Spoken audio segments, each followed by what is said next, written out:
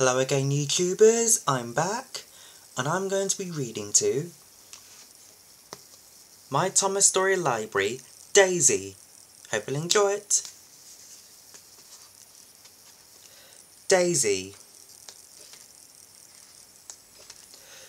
This is a story about Daisy the diesel rail car. She worked at my station while Thomas was being repaired. She was bossy and thought she always knew best, but she soon learnt not to be so bullyish. One day, when Thomas was being repaired, the Fat Controller brought Daisy to work at the station. "Look at me," she said to the passengers. "I'm highly sprung and right up to date. After travelling with me, you won't want to ride in Thomas's bumpy carriages again." The passengers climbed aboard and waited for Daisy to set off. Every morning, milk was collected from the farms and put on a wagon at the station. The wagon was coupled to Thomas's first train of the day so he could take it to the dairy. That day, the milk wagon was waiting for Daisy. "I won't take that!" she said in horror. "Nonsense," said her driver. "Come along now, it won't take long." But Daisy refused to move. Daisy lied so she wouldn't have to take the wagon. "My fitter says I'm highly sprung and pulling is bad for my swerves," she said. "I can't understand it," said a workman. "Whatever made the Fat Controller send us such a feeble..." "Feeble?" spluttered Daisy crossly. "Stop arguing!" cried the passengers. "We're already late." Nothing Daisy's driver or guard said would change her mind, so workmen moved the milk wagon and Daisy went smugly away. "I made up a clever story," she chuckled to herself. "Now I can do the jobs I want to do and no more." When Toby came to the station, he was surprised to see the milk wagon there. "Daisy's left the milk," Percy said crossly. "Now I'll have to make a special journey with it, and I'm already late for the quarry." "Why don't I take the milk to the dairy, and you fetch my quarry trucks?" Toby said. "That way we can both save time." It was agreed, and both engines set off. A little later, Toby met Daisy at a junction. She laughed at his side plates and cow catchers.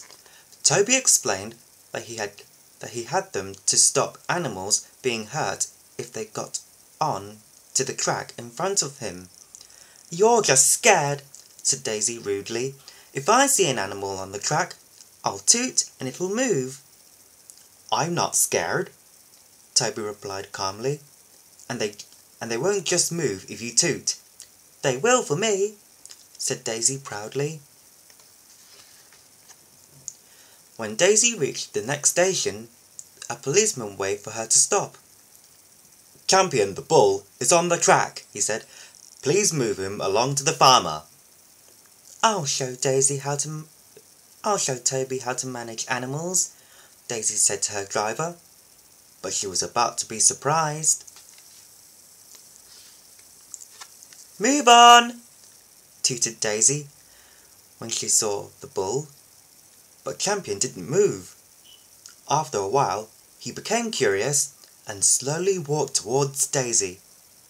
"Oh," said Daisy nervously. "Look at his big horns.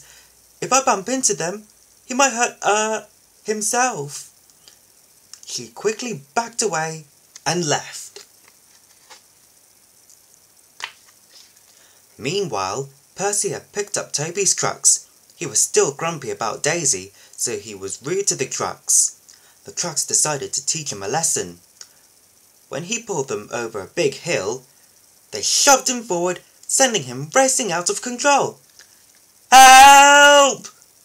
Percy cried as he flew through a level crossing and crashed into some stone trucks in the yard. Toby was leaving the station when Daisy crept back. One of her passengers told him what had happened. Now you know why my side plates and cow catchers are so useful, Toby chuckled. Just then, a workman told them about Percy's crash. If you help Percy, Toby said to Daisy, I'll take your passengers and move the bull. Daisy agreed and both engines set off. Daisy worked hard all afternoon.